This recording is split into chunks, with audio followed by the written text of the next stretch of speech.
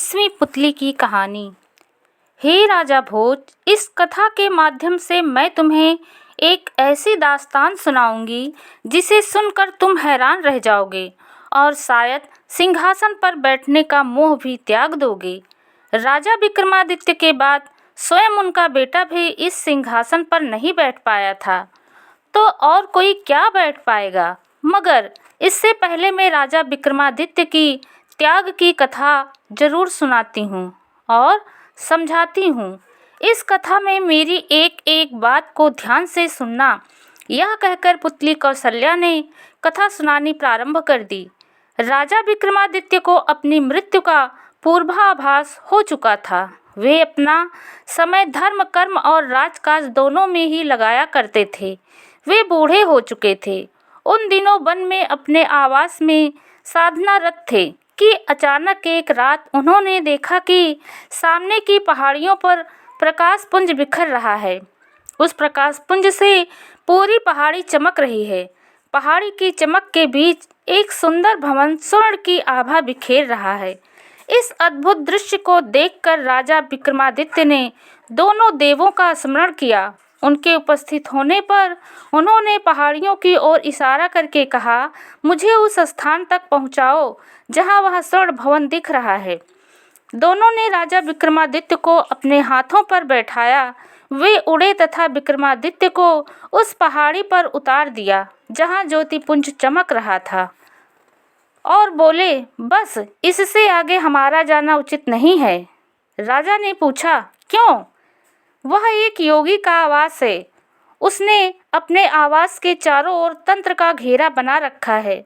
उस घेरे को पार करके वही आगे बढ़ सकता है जिसने योगी से भी अधिक पुण्य अर्जित किया हो। दोनों ने बताया। उनकी बात सुनकर राजा ने इस बात को परखने के लिए उसका पुण्य कितना है उस चमकते भवन की ओर बढ़ने लगा। वह बढ़ता चला जा रहा था। उसने भवन के द्वार पर कदम रखा। अचानक आग का एक बड़ा सा गोला आया तथा राजा विक्रमादित्य के पास आकर रुक गया।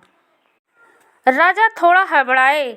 आग का गोला अपनी जगह जरूर रुक रहा था। तभी भवन के अंदर से आवाज आई, जो कोई भी है उसे आने दो, उसका पुण्य मुझसे कहीं अधिक है। तभी तो वह हमारे तंत्र घेरे को तोड़कर सकुशल यहाँ तक बढ़ आया है। उस अदृश्य के आवाज को सुनकर वह आग का गोला पीछे सरकने लगा। उसके पश्चात आगे बढ़ने का रास्ता साफ हो गया। राजा आगे बढ़े। अंदर कक्ष में बैठा योगी खड़ा हुआ। उसके तेवर बदलते हुए थे। उसने कहा, कौन है तू? साफ साफ बता, वरना अपने श्राप से मैं तुम्हें भस्म कर दूंगा।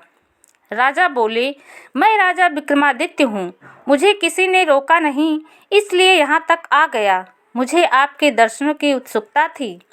राजा विक्रमादित्य को अपने सामने पाकर मैं धन्य हुआ, योगी ने प्रसन्न होकर कहा और आगे बढ़कर राजा से गले मिला। उसका अतिथि सत्कार किया। फिर भावपूर्ण स्वर से पूछा, बोलो राजन, क्या चाहते हो? जो मांगोगे वही मिलेगा। मैं यह अद्भुत भवन और यहाँ की सुख सुविधाएं मांगता हूँ। कृपया मुझे यह सब कुछ देकर कृतार्थ करें। राजा विक्रमादित्य ने कहा। अच्छा, योगी ने कहा। और फिर वह भवन राजा विक्रमादित्य को सौंपकर वह योगी उसी वन को निकल गया। वह योगी वन वन भटकता रहा। काफी समय के पश्चात अपने गुरु से मिला। योगी को वन में भटकते देखकर गुरु ने पूछा, योगी, तेरा भवन कहाँ गया जहाँ सारा संसार की समस्त सुख सुविधाएं मौजूद थी? हे गुरुदेव, मैंने उसे विक्रमादित्य को उपहार में दे दिया। गुरु ने योगी से मुस्कुराकर कहा, तू भी किसी सी बातों में आ गया। वह तो स्वयं इस पृथ्वी का सबसे बड़ा दानी है। उसे तेरे भवन से क्या काम? अपनी मृत्यु को निकट जानकर वह अपनी कुटिया में ईश्वर भजन करता हुआ परलोक सुधार रहा होगा। तू लौटकर उसकी कुटिया के सामने ब्राह्मण का रूप बनाकर जा। उसे अपने रहने की समस्या के बारे में बता। जब वह उस स्थान के बारे में पूछे तो वही भवन मांग लेना। गुरु का परामर्श मानकर वह योगी ब्राह्मण का वेश बनाकर राजा की कुटिया के सामने आया और बोला, कुटिया में रहने वाले महलों के राजा, मेरे लिए भी अपने राज्य में निवास स्थान लायक जगह का प्रबंध कर दो। जहाँ भी चाहे वहाँ स्थान का चयन कर लो। राजा ने सहज भाव से कहा, आप वचन दे चुके हैं राजन। ब्राह्मण वेशाधिकारी योगी प्रसन्न होकर बोला, मैं पहाड़ियों पर स्थित ज्योतिपुंज वाला भवन मांगता हूँ। राजा ने मुस्कुराकर उसकी ओर देखते हुए कहा, मैंने तेरी परीक्षा ली थी, तू मेरी परीक्षा ले रहा है योगीराज। अरे, मैं तो उसी समय वह भवन छोड़ आया था। जाकर अपना स्थान संभाल। आपकी आज्ञा आवश्यक थी राजन, मैंने आज्ञा दे दी है। राजा ने कहा। अपना भवन पाकर योगी खुशी खुशी लौट आया। सुन लो राजा भोज, विक्रमादित्य ऐसे थे, वे धर्म कर्म वाले थे, त्यागी भी इतने ही थे कि स्वर्ण भवन पाकर भी क्षण भर में त्याग दिया था। क्या ऐसा तपस्वी राजा दूसरा हो सकता है? उसने कथा आगे जारी रखते हुए कहा, मगर राजा को भी सृष्टि के अटल नियम के अनुसार चलना पड़ा, अर्थात उन्होंने मानव रूप में जन्म लिया था तो एक दिन मृत्यु को भी वरण करना पड़ा। एक दिन वे अपनी जीवन लीला त्याग कर देवलोकवासी हो गए। उनकी मृत्यु का समाचार पाकर प्रजा को बहुत दुख हुआ। राज्य के नर नारी हाहाकार कर उठे। राजा की सभी रानियां उनके पार्थिव शरीर के साथ चिता पर चढ़ गईं। देवताओं ने आकाश लोक से उनकी चिता की आग ठंडी होने पर पुष्प वर्षा की। उनके निधन के बाद मंत्रिपरिषद की बैठक हुई। राजा के कई पुत्र थे। विचार विमर्श चलता रहा कि उत्तराधिकारी के रूप में किसे सिंहासन पर बैठाएं। कई दिनों के विचार विमर्श के बाद यही तय किया गया कि राजा विक्रमादित्य के बड़े पुत्र युवराज जयतपाल को ही राज्य शासन संभालने की जिम्मेदारी सौंपी जाए। सर्वसम्मति से युवराज जयतपाल को राज्य का उत्तराधिकारी घोषित कर दिया गया। जयतपाल का धूमधाम से राज्य तिलक हो गया। कई दिनों तक नए राजा के उपलक्ष्य में राज्य में उत्सव चला। फिर एक दिन जयतपाल अपने पिता का राज दरबार चलाने के लिए जैसे ही सिंहासन की ओर बढ़कर उस पर बैठा, अचानक बहुत जोरों से चक्कर खाकर सिंहासन से नीचे गिर पड़ा और गिरते ही अपनी चेतना खो बैठा। मूर्छा की अवस्था में जयतपाल ने एक स्वप्न देखा। स्वप्न में उसे अपने पिता दिखाई दिए, जो कह रहे थे, बेटे, इस सिंहासन पर केवल वही बैठ सकता है जो परम गुणी हो, जिसने देवताओं के समान गुण हो। वह परोपकारी, दानशील और दूसरों का दुख दर्द समझने और उनके कई कष्टों का निवारण करने की पूरी क्षमता रखता हो। क्योंकि तुम अभी इन गुणों के स्वामी नहीं हो, अतः अभी इस सिंहासन पर बैठने के अधिकारी नहीं हो। यदि तुम इस सिंहासन पर बैठने योग्य बन जाओगे तो मैं अपने आप तुम्हें स्वप्न में दर्शन दूंगा कि अब तुम सिंहासन पर बैठ सकते हो। मेरे इस निर्देश के बाद भी यदि तुम सिंहासन पर बैठने की जिद करोगे तो कष्ट भोगोगे। इसके बाद जयतपाल की मूर्छा टूट गई।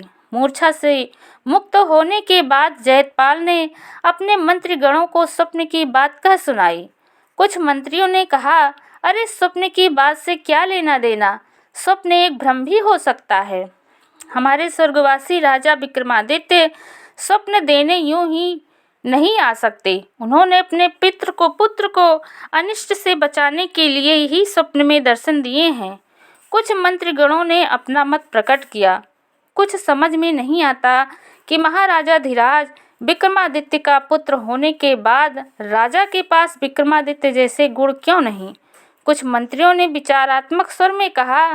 फिर मंत्रिपरिषद के बीच मंत्रणा होने लगी कि क्या किया जाए। महामंत्री ने पूछा, आप लोग हमें यह परामर्श दें कि इस सिंहासन का क्या किया जाए।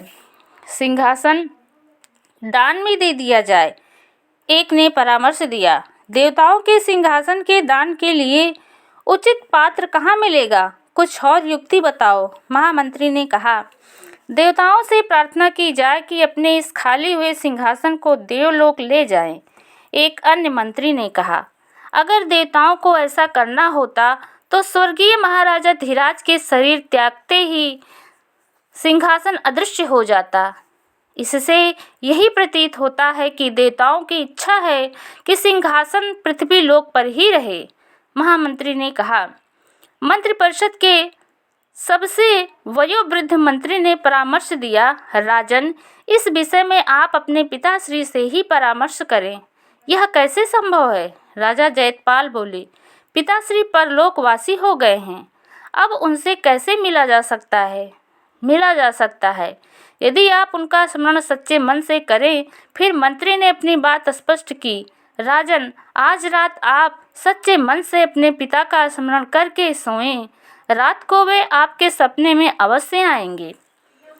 वे जैसा भी आपको परामर्श दें उसी के अनुसार कार्य करें। वृद्ध मंत्री ने समझाने का वाले अंदाज में कहा। राजा जयपाल ने वैसा ही किया। रात को सपने में विक्रमादित्य ने उन्हें दर्शन दिए और सिंहासन के बारे में समझाया। बेटे, तुम इस सिंहासन को भूमि में गड़वा दो और इस नगर को छोड़कर अम्बावती में जाकर अपनी नई राजधानी बसाओ।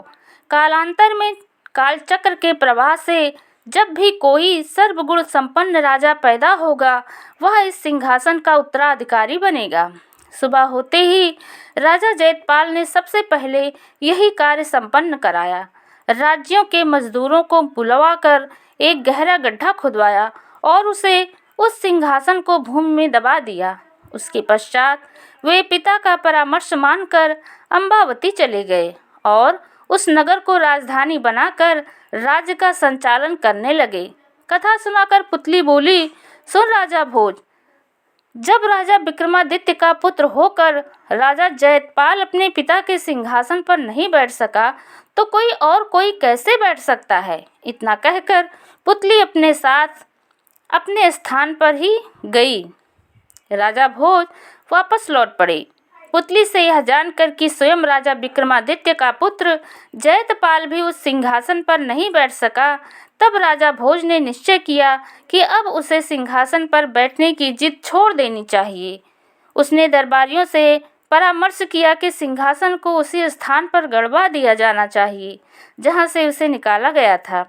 इसी बात को वह पुतली से कहने अगले दिन सिंहासन के निकट आया। हर दिन की तरह पुतली अपने स्थान से निकलकर बाहर आई और उसने राजा भोज का मार्ग रोक लिया।